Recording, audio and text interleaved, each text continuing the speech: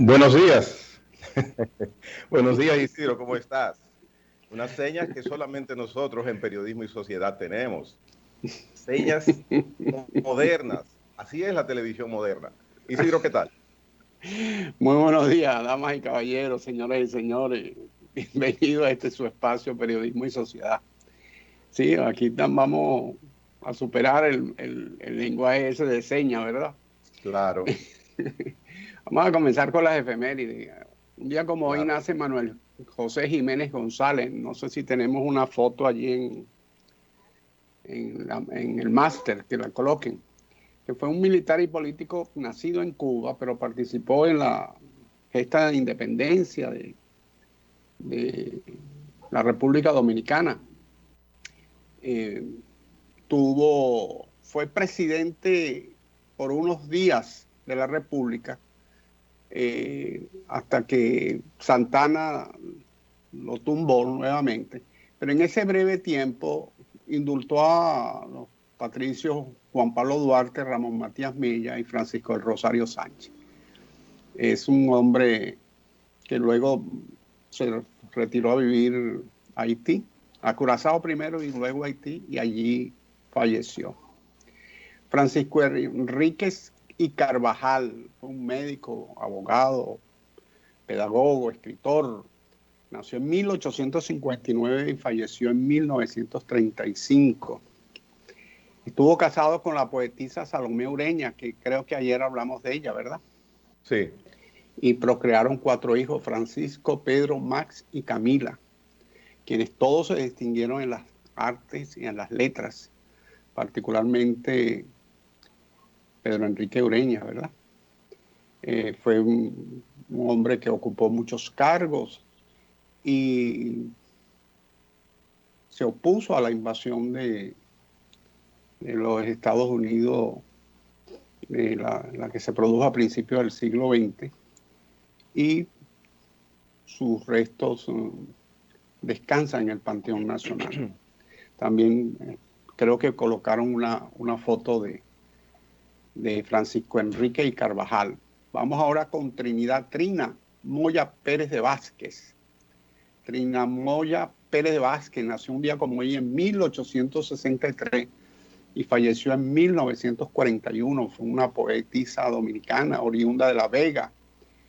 Fue esposa de Horacio Vázquez y tiene una antología muy interesante de poemas, Almanaque del Álbum, El Parmazo Dominicano y así, entre otras. Murió en Santurce, Puerto Rico, donde fue a vivir tras muerte de su esposo en 1936. Fue primera dama de la República. Rafael Enrique Blanco Sosa. Este es un personaje realmente de esos que da la tierra en nuestros países, que también la da es el famoso guerrillero español también, que se vio mucho en el siglo XIX.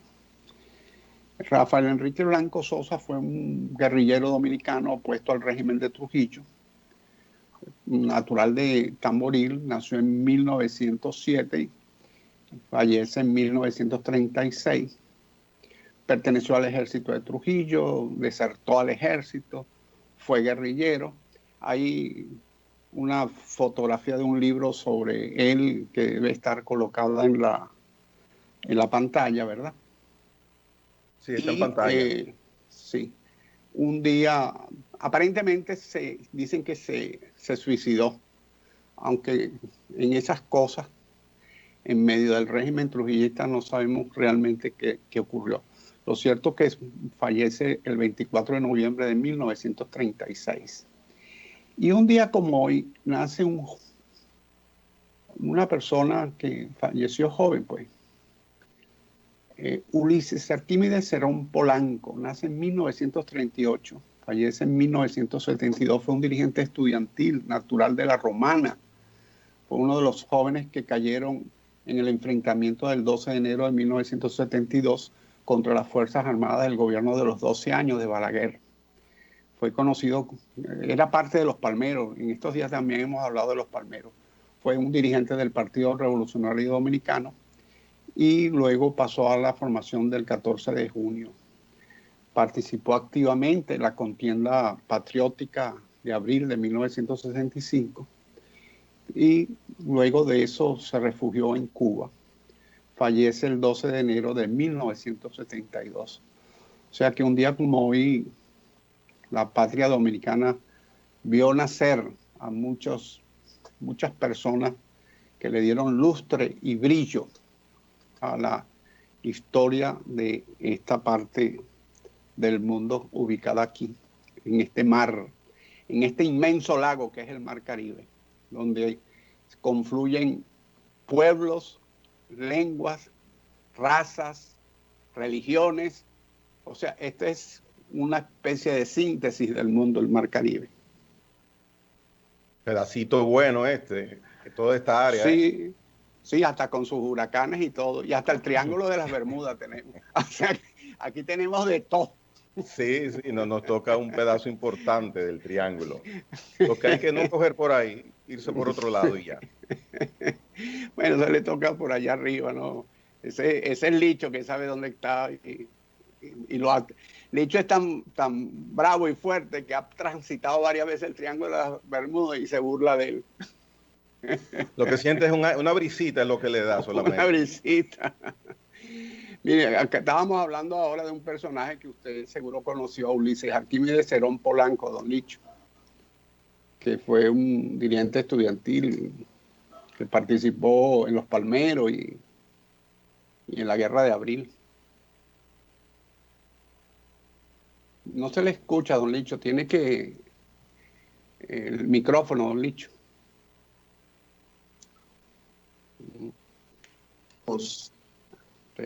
De los 4 palmeros asesinados, junto a Mauricio Hermanarici, a Fran, Pedro Romo, el 12 de enero de 1972. Sí. Y era un militante revolucionario. También quería decir, doña Trina, usted habló de que era primera dama. Tenemos que especificar que era la esposa de Horacio Vázquez. De Horacio Vázquez, sí. No lo dije, pensé que lo había dicho. Sí, sí, lo dijiste. Pensé que lo había dicho, sí. Bueno, pues estas son las efemérides que tenemos hoy. Se fue a Puerto Rico cuando enviudó. Sí, ahí dice eso, que partió a Puerto Rico una vez. Horacio Vázquez fue derrocado por Trujillo luego de intentar la prolongación de su segundo periodo. Fue elegido en 1924, le tocaba hasta el 28, y en el 28 pues con una reforma constitucional para prolongarse el periodo. Fue entonces derrocado por un movimiento que comenzó en Santiago y que tuvo a 2 jóvenes importantes, intelectuales, eso que fue al doctor Rafael Estrella Ureña y al doctor Joaquín Balaguer.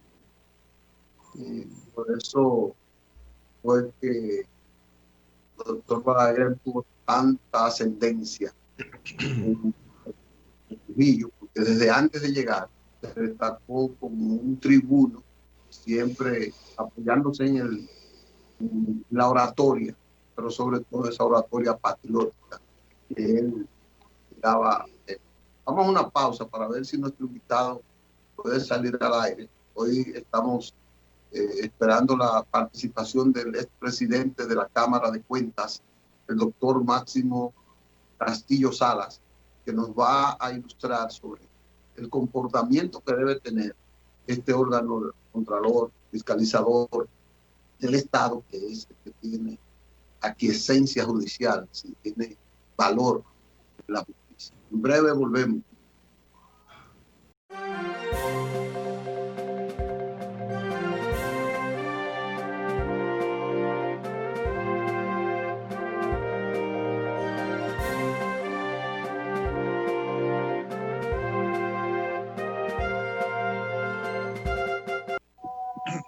Bueno, nuevamente en el aire y ya con nosotros nuestro invitado, don Andrés Mato.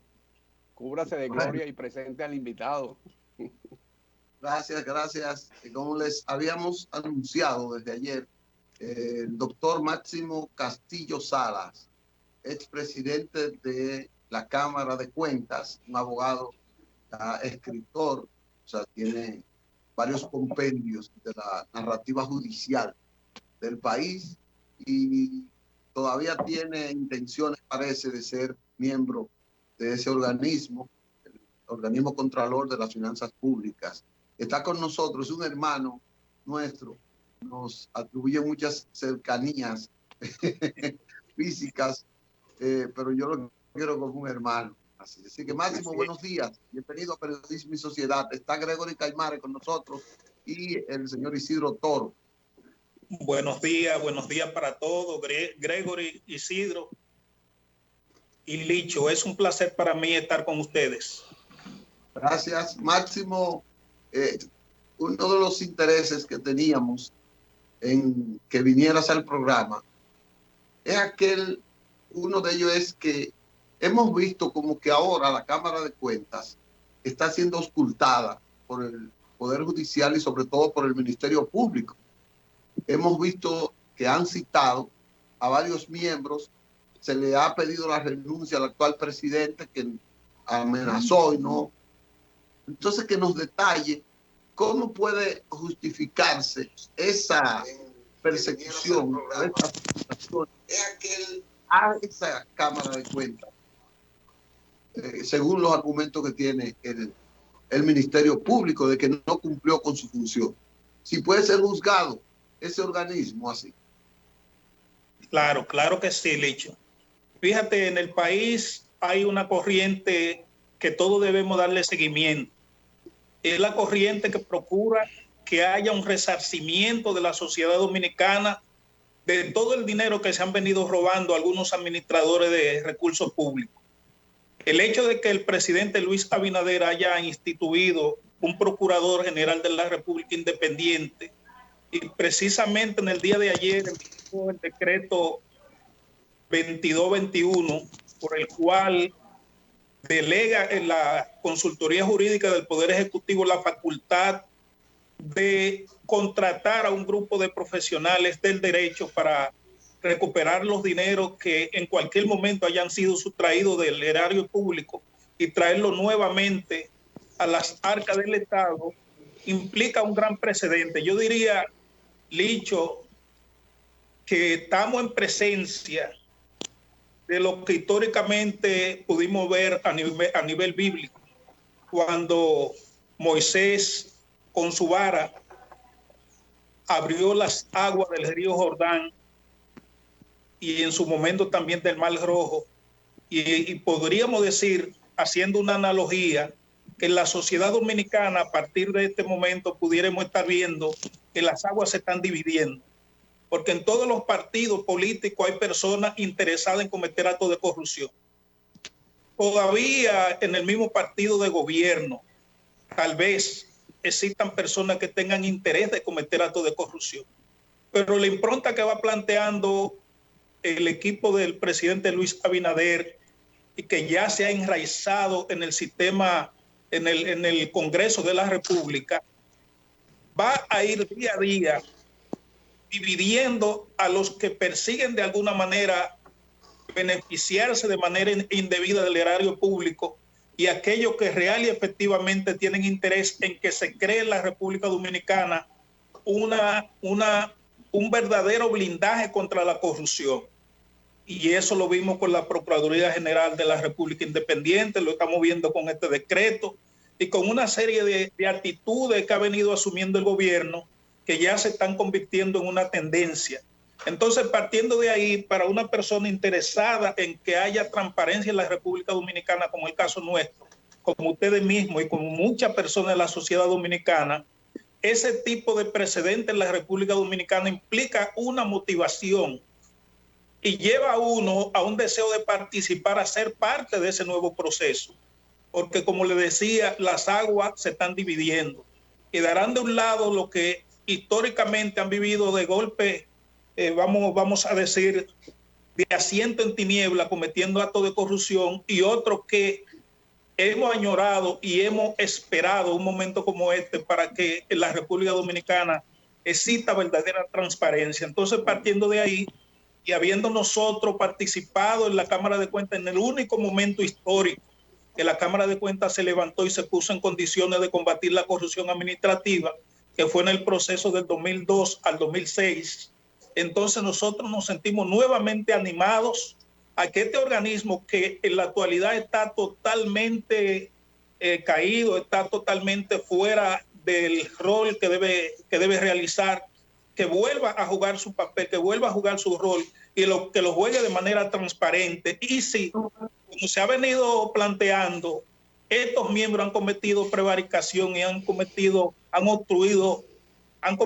obstrucción de justicia, bueno, pues que vayan a la justicia, porque la República Dominicana no puede seguir como podríamos decir, que todas las cosas acontezcan sin que tengan consecuencias finales a nivel de los tribunales.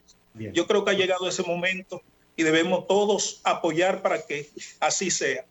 Bien, doctor Castillo, mire, se está presentando en esta situación con los interrogatorios de miembros de la Cámara de Cuentas en estos momentos, lo que podría ser un precedente en cuanto a la calificación que se ha dado a este tipo de investigación, que es, como usted bien lo menciona, obstrucción a la justicia. Ahora bien, en la calidad suya de expresidente de ese cuerpo, me gustaría conocer su opinión de si las inobservancias en tener resultados concretos que el Ministerio Público de hoy día pueda utilizar para posibles casos de corrupción que se presentaran en el gobierno anterior, obedece a que esta Cámara de Cuentas, la actual, ha sido negligente, ha sido ineficiente, o si quizás pueda llegarse a catalogarse jurídicamente cómplice por omisión, porque es el compromiso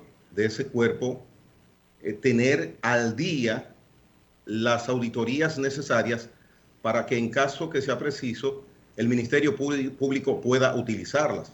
Me gustaría conocer su opinión al respecto. Sí, lo primero es que este precedente que se está creando en la República Dominicana, ya en Centroamérica sucedió en Guatemala y en Honduras en años anteriores.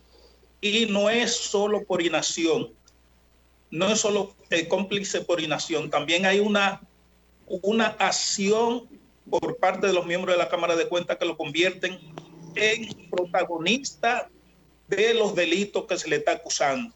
Porque tan pronto un auditor, vamos a poner en este caso el pleno miembro de la Cámara de Cuentas, agarran una auditoría y le cambian los hallazgos para beneficiar a un funcionario público que tal vez, debajo de la mesa le está pasando algún tipo de cantidad de dinero para que lo hagan, entonces no es solo omisión, hay prevaricación del funcionario público que está contemplada en el artículo 166 del Código Penal Dominicano, que plantea que el funcionario público debe cumplir con su deber, cumplir con la Constitución, cumplir con la ley. Y cuando no lo hace para favorecer una agenda debajo de la mesa, entonces está cometiendo prevaricación de manera directa. Es decir, no es una simple complicidad. Y esto ha sucedido, está comprobado que ha sucedido en la actual Cámara de Cuentas. Bueno, hay una funcionaria de la Cámara de Cuentas que ha dicho eso y más. Ha dicho que hay 17 auditorías que fueron prácticamente cambiadas en su sentido real. Es decir, los hallazgos de esas 16 o 17 auditorías que está planteando la señora Valenciano es una evidencia de que ha habido un accionar para dañar la persecución de los órganos de justicia en cuanto a la malversación de fondos. Pero también esta misma señora ha dicho que hay auditorías, según se ha revelado en los medios de comunicación, que los miembros de la Cámara de Cuentas han recibido soborno para cambiarle el curso a esas auditorías. Es decir, las declaraciones de esta señora han sido contundentes y no se requiere de que se busquen a fondo pruebas, porque está hablando uno de los miembros del Pleno de la Cámara de Cuentas que tiene suficiente elemento de juicio para categorizar lo que está diciendo. Es decir, que no son indicios, que no son posibles hechos, es que ya están siendo sustentados por uno de esos miembros. Entonces, yo lo que pienso que lo único que está esperando el Ministerio Público es que estos miembros de la Cámara de Cuentas lleguen a su final para entonces llevarlo al seno de la justicia. ¿Y por qué digo esto? Porque es más cómodo para el Ministerio Público que no tengan el privilegio de jurisdicción, que tengan que ser juzgados por la Suprema Corte de Justicia,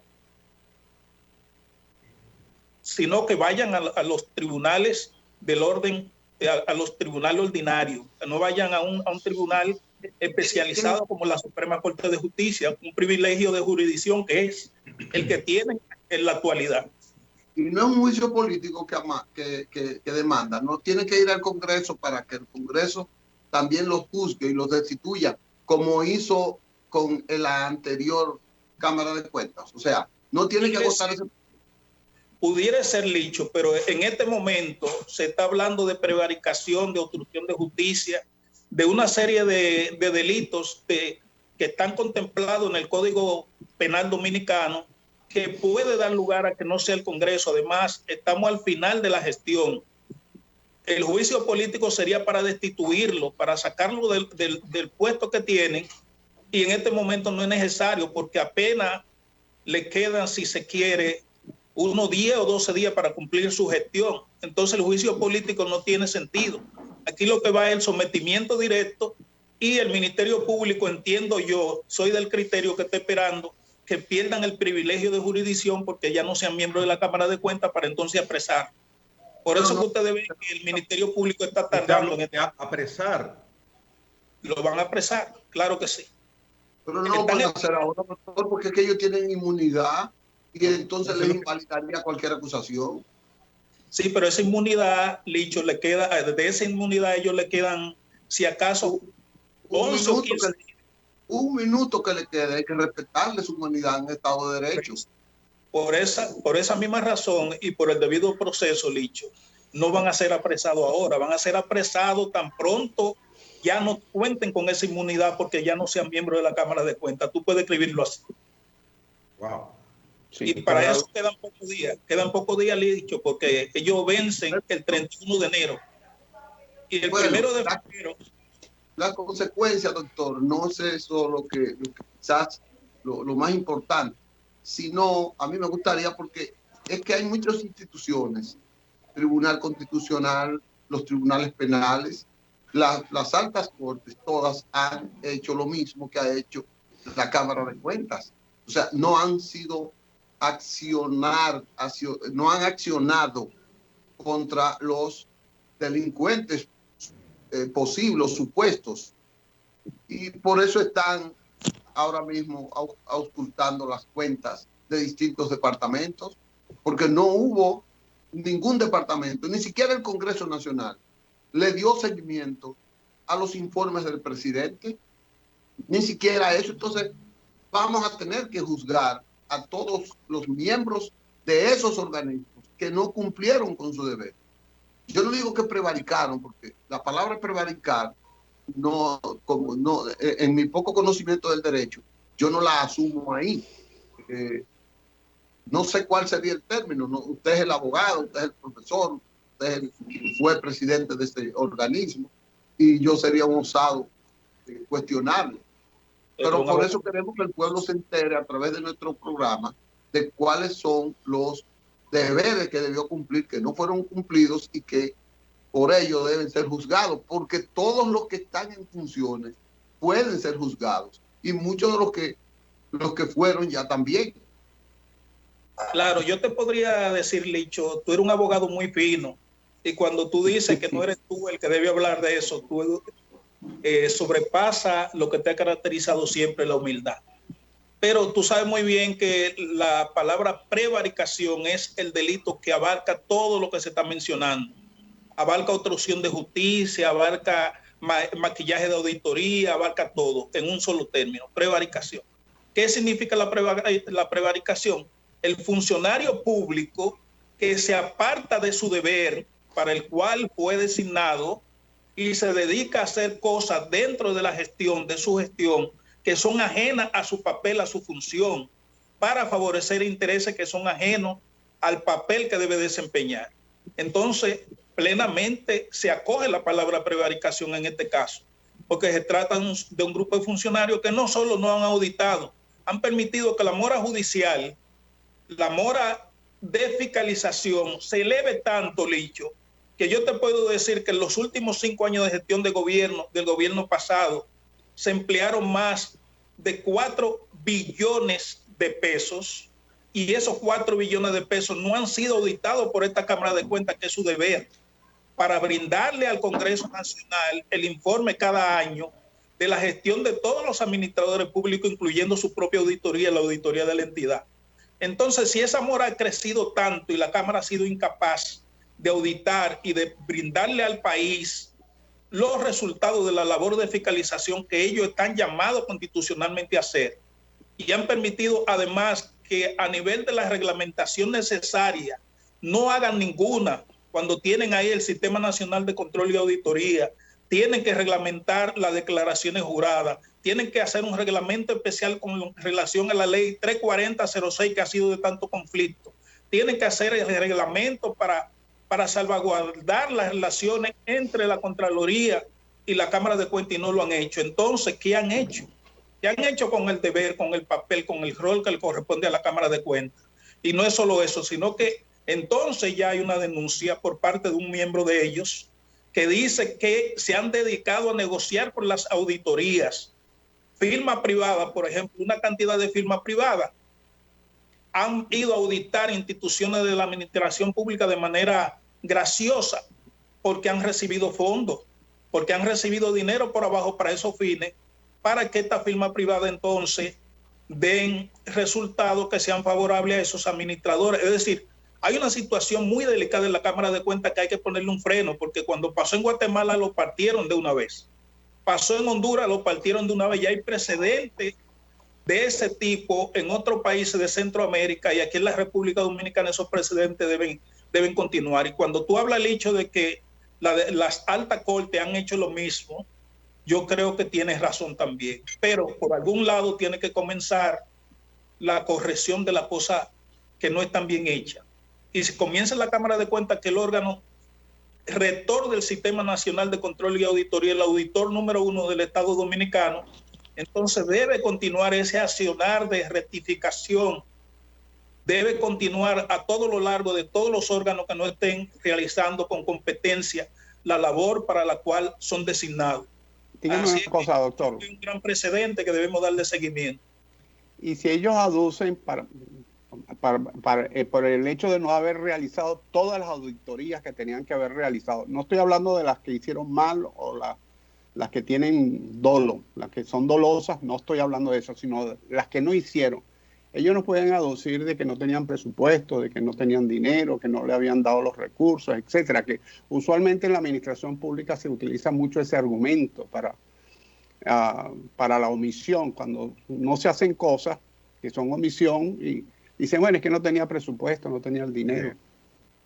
Bueno, el asunto es que el manejo económico de esa entidad como de otras tiene que ser eficiente, y si usted no tiene un buen manejo económico, si usted los recursos que percibe, usted no los sabe destinar con propiedad a las áreas que son nodales, que son prioritarias de la administración que usted dirige, entonces usted no puede alegar que no tiene recursos, porque usted está haciendo mal uso de lo que está recibiendo. Usted está elevando salario, usted está haciendo, no digo que esté pasando en la Cámara de Cuentas, digo yo un ejemplo. Usted tiene una lista de funcionarios cobrando entre 50 y 150 mil pesos que nunca pasan por la entidad. Entonces, ¿cómo usted puede alegar de que le faltan recursos si es que usted no está manejando de manera eficiente los recursos que está recibiendo? Yo puedo darle, por ejemplo, un ejemplo, y ahí está Licho que puede servirme de testigo para eso. Cuando nosotros comenzamos a presidir la Cámara de Cuentas, nosotros no solo presidíamos el órgano técnico, sino que presidíamos el Tribunal Superior Administrativo, que era parte del organismo por una ley, la sesión de una ley especial. Y nos tocó que en ese momento, si no me equivoco, Licho era diputado al Congreso, nos tocó desarrollar el programa de modernización con esos recursos que recibíamos. Es decir, esos pocos recursos daban para la labor económica del Tribunal Superior Administrativo, la labor económica del órgano técnico, la Cámara de Cuentas, pero además el desarrollo total del programa de modernización que terminó con éxito. Entonces, si esos muy limitados recursos alcanzaban para todo esto, Que no me digan ahora los actuales miembros que recibiendo 10 veces más que lo que recibíamos nosotros, los recursos no alcanzan y no fiscalizan nada. Le vamos a pedir una pausa, porque del futuro de la Cámara de Cuentas tenemos que hablar de su importancia en esta nueva era de la transparencia que ha implementado el Estado y que es una corriente casi mundial, para que usted nos detalle al final del espacio lo que significará eso en el futuro de la Cámara de Cuentas. Vamos a una pausa y volvemos con el doctor Máximo Castillo Salas, es presidente de la Cámara de Cuentas y aspirante a volver a ser presidente, tengo entendido. En breve él nos confirmará.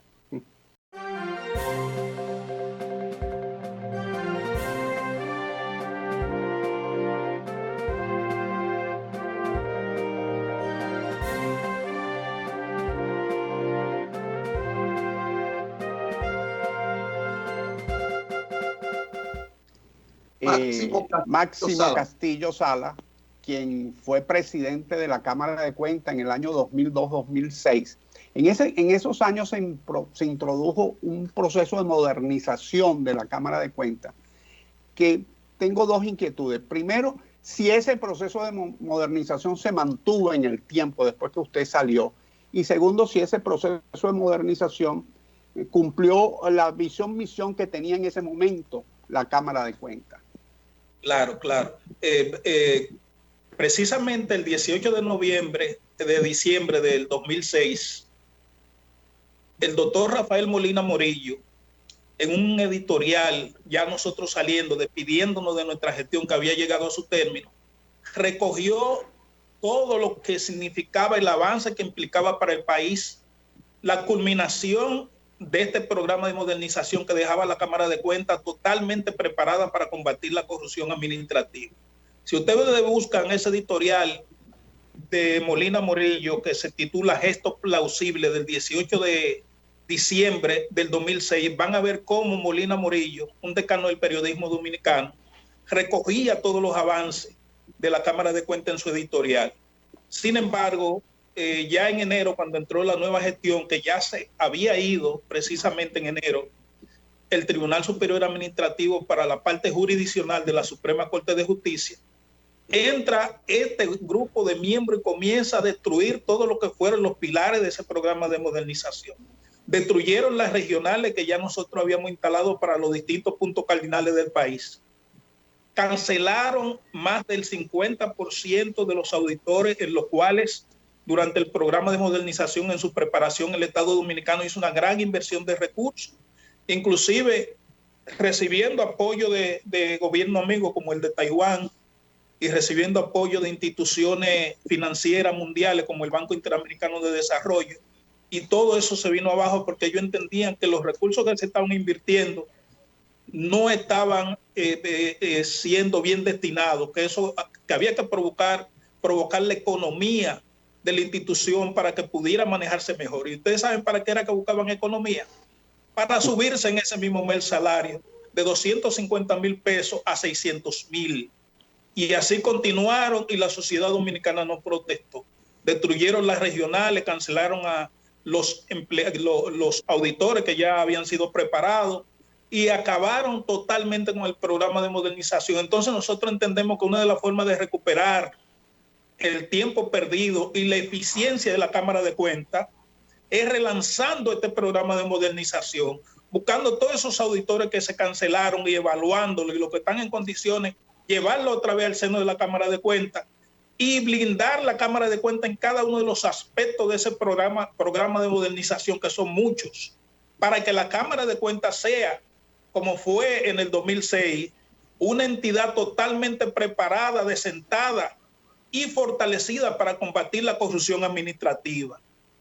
Es decir, hay una gran responsabilidad por los actores políticos de este momento. ¿Por qué? Porque estamos en presencia de que o lo hacemos de una manera o lo hacemos de otra. Son dos vías que hay. Una de ellas que implica que vamos a seguir nombrando gente para que vayan a aprender en la Cámara de Cuentas de la interioridad, gente con una formación curricular extraordinaria, pero sin ningún conocimiento de la interioridad de la Cámara. Se pasan 4 años aprendiendo y no arrancan la entidad para cumplir con su rol de bajar esa mora institucional de fiscalización y de reglamentación que tiene la Cámara, o por el contrario, designar un cuerpo que conozca la interioridad y que a breve término pueda arrancar la entidad para fiscalizar, hacer esa gran cantidad de auditoría que están pendientes, esas reglamentaciones que son fundamentales para el manejo, el escrutar el patrimonio, los fondos públicos en cada una de las entidades que han recibido fondos públicos y blindar la Cámara de Cuentas. Tenemos esa disyuntiva ahora. ¿Qué vamos a hacer? Si vamos a seguir en lo mismo o vamos a cambiar hacia mejor. Recursos para la organización, recursos para la optimización de los métodos de trabajo de la Cámara de Cuentas. Algunos aspirantes plantean allá en la comisión que el personal auditor debería pasar un rigor de concurso, ser selectivo en función de la competencia entre sus colegas. Sí, así es. Debe ser así. Es decir, la mejor forma de procurar un cuerpo de auditores eficiente es que haya, si se quiere, que haya en cada caso recursos de oposición. Es decir, que para ingresar tengan que ser evaluados, que tengan que entrar en un concurso de oposición y que la Cámara escoja lo mejor en cada caso. Lo mismo que va a hacer el Congreso ahora con los miembros. Ya. Mire, doctor. Va a escoger lo mejor, que no puede descuidarse el Congreso para cometer los errores que se han cometido en 3 ocasiones, de buscar personas que curricularmente tienen una amplitud y que tienen prestancia social, cuando en el fondo esa misma persona tal vez desconozca afinidad partidista también.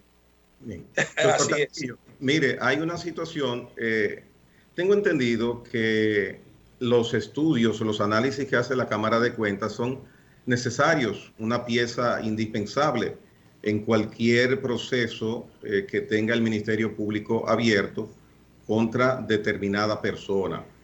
Como hemos visto, el problema de la Cámara de Cuentas actual básicamente es que no ha cumplido con su misión y hay, como usted lo menciona, miles de auditorías pendientes que no se hicieron. Vimos el decreto anoche del presidente de la República, el 2221, que lo que busca es recuperar los recursos sustraídos al erario público. Es una cruzada que se inicia o se continúa, pero ya de manera concreta, con este decreto del día de ayer, que la consultoría jurídica pues tiene la aquiescencia para ejecutarlo. Entonces, ¿cómo el gobierno, el Ministerio Público, básicamente el Ministerio Público, corrijo, va a poder sustentar en estrado con alegatos de evidencias que sus investigadores han hecho si no tiene el experticio de la Cámara de Cuentas? Así mismo, la experticia de la Cámara de Cuentas es muy necesaria. Por eso el Ministerio Público va cargando pesado, como dice. ¿Por qué carga pesado el Ministerio Público? Porque hasta el día de hoy no hay un respaldo por parte de abogados defendiendo los intereses. Abogados que ahora está nombrando el Poder Ejecutivo, que deben estar desde un primer momento defendiendo los intereses del Estado para provocar el resarcimiento, la recuperación de los valores sustraídos. Es una parte. Pero la parte que tiene que ver con las auditorías, que son el soporte técnico, que indica las violaciones a la ley penal, los hallazgos criminosos, que deben darle fortaleza a la posición del Ministerio Público, están ausentes porque la Cámara de Cuentas no ha actuado. Por eso es que se habla de obstrucción de justicia. Entonces, la Cámara de Cuentas es vital para que un proceso judicial camine con efectividad. El Ministerio Público está haciendo de tripa corazón, pero necesita más apoyo. Necesita el apoyo de los abogados del Estado defendiendo el erario público y necesita el apoyo del órgano técnico que tiene el deber de brindarle al Ministerio Público las informaciones pertinentes desde el punto de vista técnico que ayuden la investigación. Entonces se sentarían en este caso jurisprudencias, llegaría hasta esa categoría jurídica donde no exista el estudio, la evaluación de la Cámara de Cuentas? En definitiva, el Ministerio Público puede agenciárselas sin esas auditorías en este momento. Claro. Puede agenciárselas porque la ley del Ministerio Público plantea mecanismos alternativos para llegar al fondo de los distintos procesos. Pero sería más cómodo para el Ministerio Público si cuenta con los estudios técnicos que le dan soporte a las investigaciones que están realizando para llevar al seno de la justicia a los que han violado, a los que han defraudado el erario público. O sea que los procesos pueden seguir aún sin estas auditorías. Pueden seguir y pueden llegar a tener éxito, pero es mucho más difícil. Okay. Mire, doctor, que cuando el estudio técnico está ahí. El Sistema Nacional de Control y Auditoría establece unos elementos: control externo, control interno, control legislativo y control social. ¿Cuál es el alcance de ese control legislativo y ese control social? El control legislativo corresponde al Congreso Nacional. Tiene que ver con las leyes y con todos los procesos propios. Pero la Cámara de Cuentas está involucrada allí. La Cámara de Cuentas es el órgano rector del Sistema Nacional de Control y Auditoría. Pero cuando lo analizamos de manera simple, la Cámara de Cuentas es apoyo técnico del Congreso. Okay. Es decir, el primer fiscalizador del Estado Dominicano es el Congreso Nacional y se apoya en los estudios de la Cámara de Cuentas para realizar su labor. Entonces, la Cámara de Cuentas en el Sistema Nacional de Control y Auditoría es el órgano rector del sistema. El control previo, que es el papel de la Contraloría, el levantamiento de todos los hallazgos, el levantamiento, el seguimiento del día a día. Recuerden que el Contralor General de la República es el auditor interno del Estado, es parte de la administración y tiene que ayudar a los administradores de recursos públicos a realizar su labor con eficiencia, sin fallas. Por eso cuando, lo estamos viendo ahora mismo con un Contralor que está sometido a la justicia. Cuando el Contralor se descuida en la administración... No, pero perdón, él no está sometido todavía, doctor. Bueno, está en proceso de ser sometido. Le pasaron medidas de coerción. Y el control social, doctor, ¿cómo relaciona la Cámara de Cuentas con esta parte de control social? El control social no ha sido reglamentado. El control social está incluido en la Constitución de la República, la última Constitución, y en la Ley 1004. El control social tiene que ver con la participación de la sociedad civil en ayuda de las gestiones de fiscalización y de transparencia. Es decir, es como si la sociedad civil, los entes representativos de la sociedad civil tienen un papel de auditoría, pero debe ser reglamentado para poder sacarle el mejor provecho. No ha sido reglamentado. Por eso le digo... Es muy ilustrativa, porque como viene todo este proceso de elección, es importantísimo que la ciudadanía sepa cuál es el alcance de la Cámara de Cuentas, que va mucho más allá de solamente hacer auditoría. La Cámara de Cuentas es, como decíamos al principio, es el primer valladar para evitar que las cosas se hagan mal en la administración pública. Doctor Castillo, usted debe aprovechar el programa. No quisiéramos que se nos vaya sin decirnos de sus aspiraciones. Bueno, estoy aspirando a, vamos a decirlo de alguna manera graciosa. Yo estoy aspirando a montarme en la cresta de la ola de esta voluntad política de crear un sistema anticorrupción en la República Dominicana. Si hay personas que creen que, por ejemplo, deben apoyar a Máximo Castillo para que Máximo Castillo entonces haga en la Cámara de Cuentas lo que ellos entienden, así no es, así no funciona. Nosotros creemos que este es un momento donde todos debemos apoyar el nacimiento de una actitud generalizada de transparencia, de castigo a la corrupción y de un régimen de consecuencias que permita la devolución de los dineros que se han sustraído en cualquier momento hacia las arcas del Estado Dominicano. Entonces, como decía en principio, este nuevo sistema va a ir decantando por un lado y por el otro. Muchas personas, muchos políticos se van a quedar con la actitud tradicional de esperar que haya algún tipo de mecanismo para enriquecerse y otros que están en sentido contrario tienen entonces la voluntad de que se cree ese sistema anticorrupción. Yo aspiro y me inscribo en esa parte de lo que tiene la voluntad de que se cree un verdadero mecanismo anticorrupción en la República Dominicana, y por eso estoy aspirando. Bueno, le vamos a pedir su anuencia para pausar este programa y programar otro con usted, porque no nos quedamos... ha sido educativo, muy educativo. Temática que debemos tratar. Usted tiene demasiado conocimiento, mucha experiencia y tiene un plan para la institucionalización del control del gasto público. Gracias por su presencia aquí. Sinceramente nos ha hecho un gran programa y esperamos que pronto esté con nosotros. Lo esperamos también como nuevo presidente de la Cámara para que tengamos otro ejemplo como el que usted hizo con aquella reforma, aquella ola de reforma que inició. A todos nuestros amigos televidentes, muchas gracias.